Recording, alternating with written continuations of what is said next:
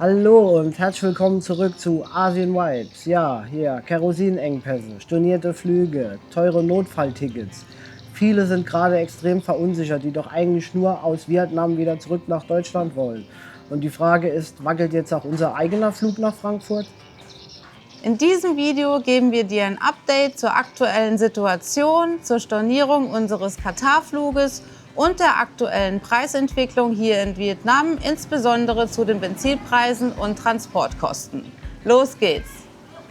Ja, fangen wir dann gleich an mit der Stornierung unserer Qatar Airways Tickets. Und zwar haben wir abgewartet, bis dann Qatar Airways das Fenster quasi weiter öffnet, um eigenständig stornieren zu können.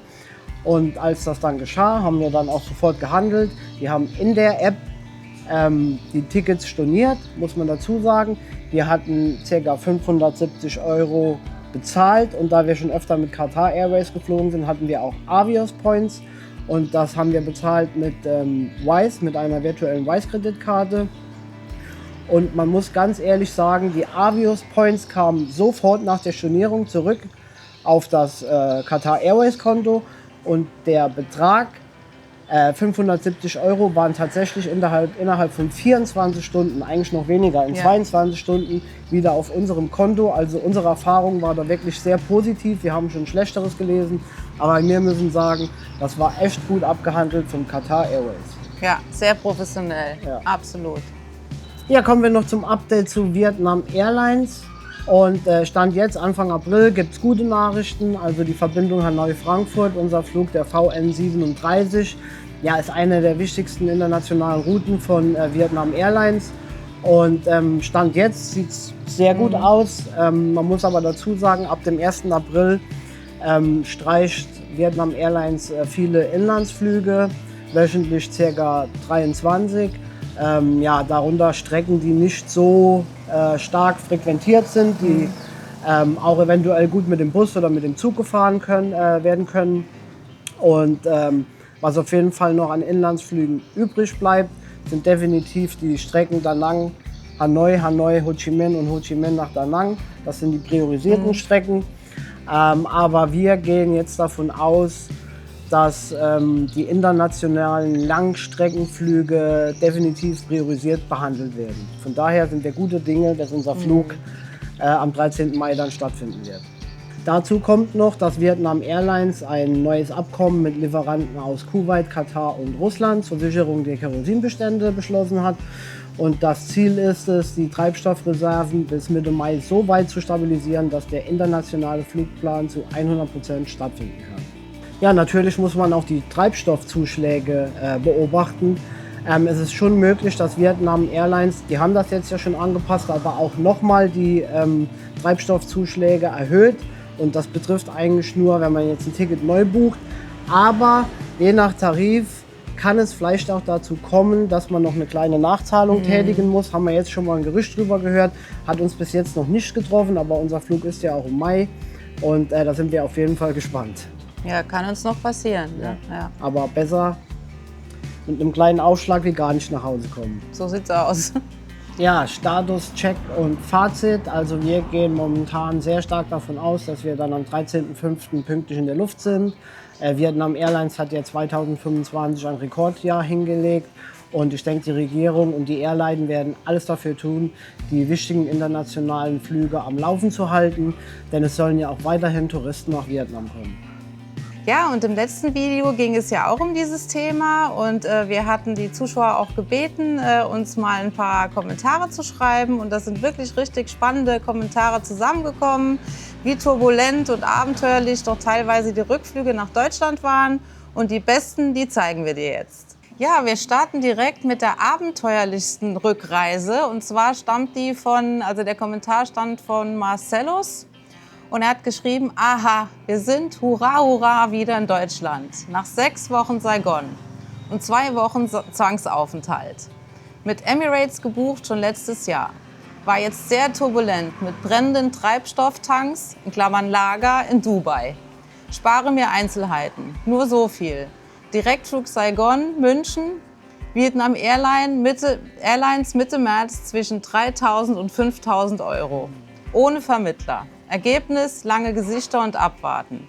Emirates war turbulent, kein Wunder, aber mit kostenlosem Hotel und Essen. Hurra, hurra, wir sind im halbleeren A380 nach München und wieder zu Hause. Danke Emirates. So, jetzt kommen wir zum Kommentar von Marin und Ralf. Die schreiben, Bangkok mit Air Arabia zurück nach Athen wurde 5 Tage vor dem 17.13. gecancelt. Information 0,0. Reaktion bis heute 0,0. Wir haben uns über den Umweg Indien entschieden, da es mit Indigo direkt nach Athen ging. Kosten geht noch so, 550 € Delhi nach Athen. Aber zum Vergleich, Athen über Delhi nach Bangkok 170 € im Januar. Ja, aber wenigstens noch einen guten Preis bekommen. Absolut. So, jetzt kommt auch ein sehr abenteuerlicher Kommentar von Elmar. Ich bin heute von Penang mit HK Express nach Hongkong, in Klammern sehr angenehmes Wetter. Schau mir ein paar Tage die Stadt an. Dann mit Cathay nach Shanghai und nach ein paar Tagen mit Swiss über die Arktisroute nach Zürich und dann nach München. Den Flug habe ich mit Meilen bezahlt. Eine andere Option wäre über Tokio gewesen. Das war mir aber zu kalt. Ich habe das Ganze erst vor einer Woche gebucht. Inzwischen könnte man recht preiswert mit Emirates über Dubai fliegen, da der Flugbetrieb wieder stetig zunimmt. Das Risiko wollte ich, wie ihr, nicht eingehen. Elmar, coole Route, Ja, Hut ab. hast du gut gemacht. So, jetzt kommen wir zum Kommentar von Dieter Gerd. Der ist nach Bangkok geflogen, also dieses Mal ein Hinflug. Und er schreibt, bin am 18. März 2026 von Düsseldorf nach Bangkok über Dubai mit Emirates geflogen und ohne Probleme und pünktlich in Bangkok angekommen. Für 682 €. Super, also Emirates ist mit Sicherheit noch am stabilsten und Glückwunsch, dass du es so günstig nach Bangkok geschafft hast. Genau. Ja, jetzt geht es wieder um einen Hinflug, in diesem Fall nach Bangkok. Und der Bilbo schreibt, ich habe am 12.03. meinen kommenden Flug nach Bangkok für Oktober, November gebucht. Habe gerade diese Buchung geprüft. Der heutige Preis ist bereits über 300 € teurer, in Klammern Thai Airways. Ja, und da ist bestimmt das Ende der Fahnenstange auch noch nicht erreicht. Ja, gehen wir auch davon aus. So, nun kommen wir zu einem Kommentar von Annemarie und Thomas. Die beiden haben wir hier in Hoi An kennengelernt im Hotel. Und als die zu Hause waren, haben sie uns diesen Kommentar geschrieben. Hallo ihr zwei, ein sehr guter und für viele sicher hilfreicher Beitrag, den wir gerade beim sonntäglichen Frühstück entdeckt haben. Wir drücken euch ganz fest die Daumen, dass euer Rückflug gut klappt und ihr trotzdem noch eine schöne Zeit in Vietnam habt. Bei uns hat die Rückreise via Manila, Seoul zum Glück gut geklappt. Ja, das freut uns natürlich, dass euer kurzfristiger Flug da so gut geklappt hat. Wir wissen ja noch, wie wir hier gesessen haben morgens beim Frühstück. Und ja, auf jeden Fall liebe Grüße zu euch. Ja. So, jetzt kommen wir noch zu 2 Erfahrungsberichten von Reisenden, die wir hier kennengelernt haben. Das ist zum einen die Melanie. Die hat ihren Rückflug nach Deutschland 4 Wochen vorher gebucht mit Thai Airways. Und tatsächlich kostet dieser Flug 1.600 €. Also so sieht es gerade aktuell aus. Ja, auch in unserem Hotel haben wir die Petra aus Holland kennengelernt und sie hat das so gelöst, dass sie mit einer chinesischen Airline einen Flug nach Brüssel gebucht hat aber auch dann einen 20-stündigen Aufenthalt in Shanghai, nutzt das aber auch für Sightseeing und dann geht es von Brüssel nach Amsterdam mit dem Zug. Und der Flug hat in etwa 600 € gekostet und sie hat circa 4 Wochen vorher gebucht. So, wir schauen uns jetzt noch ganz kurz die aktuellen Flugpreise von Vietnam und Thailand nach Frankfurt an. Und einmal 2 Wochen im Voraus und einmal 4 Wochen im Voraus. Und wir starten mit Vietnam Airlines. Ja, also bei Vietnam Airlines sieht man schon eine extreme Preissteigerung. Eigentlich sind jetzt alle Flüge die nächsten 4 Wochen ziemlich teuer, kosten momentan 1.500 € und dann ab Anfang Mai, also oder ab Mitte Mai wird es dann wieder ein bisschen günstiger, aber die Preise sind ja fast 3-mal so hoch wie vorher. Ja. Schauen wir uns noch kurz die Thai Airways Flüge an, jetzt 14 Tage im Voraus. Man sieht, also das meiste ist tatsächlich schon ausgebucht bis zum 15.04. Es gibt noch vereinzelt Plätze, aber die kosten mindestens 1.700 € Stand jetzt. Thai Airways dann 4 Wochen, wenn man 4 Wochen in die Zukunft schauen, sind die Preise immer noch sehr hoch.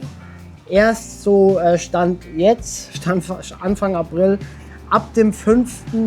Mai fallen die Preise wieder etwas und kosten dann ca. 900 Euro. Kommen wir noch zur aktuellen Situation hier in Vietnam, vor allem ein Benzin-Update. Also als wir ankamen, der Standardpreis in Vietnam war eigentlich für super bleifrei 95, 20.000 Dong. Dann durch die ganze Krise ging der Preis bis 35.000 Dong hoch, was sehr teuer ist für Vietnam. Aber der Staat hat extrem eingegriffen, hat eigentlich so ziemlich alle Zölle und alle Steuern, die es so gibt auf Benzin, komplett auf Null gestrichen. Und der Preis für super bleifrei 95 hat sich jetzt wieder auf ca. 24.000 bis 25.000 Dong eingependelt. Das wäre ja auch mal was Schönes, wenn wir das auch mal in Deutschland hinbekämen, aber das ist ein anderes Thema. Auf jeden Fall haben wir auch außerhalb von den Tankstellen jetzt noch keine großen Preiserhöhungen gesehen. Auch bei der Grab-App, die Preise sind gleich geblieben. Und ja, wir hoffen, dass es so bleibt, damit der Sprit hier für die Einheimischen definitiv bezahlbar bleibt. Ja, wie der Marco schon gesagt hat, also uns ist bisher noch keine Preissteigerung aufgefallen, auch in den Restaurants nicht. Also wir gehen ja auch hier immer in die gleichen Restaurants und kennen die Karte. Da wurde nichts erhöht bisher, müssen wir mal abwarten. Aber wir haben ein gutes Gespräch auch mit unserer Gastgeberin hier im Hotel gehabt und sie sagt schon, dass die Bevölkerung sehr besorgt ist über die aktuelle Situation und die fürchten halt auch Preissteigerungen, jetzt auch im Transport, Lebensmittel oder Energie. Und ja, da müssen wir mal abwarten, wie es hier wird.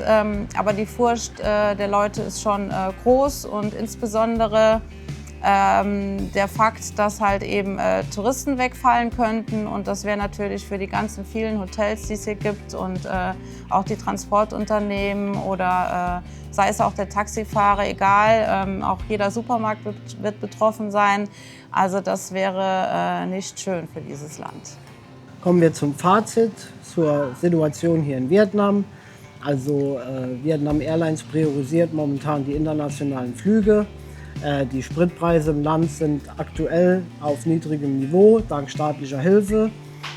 Falls es zu Problemen kommt, müssen wir uns dann doch noch nach den China Airlines umschauen. Vielleicht gibt es dann noch bezahlbare Alternativen.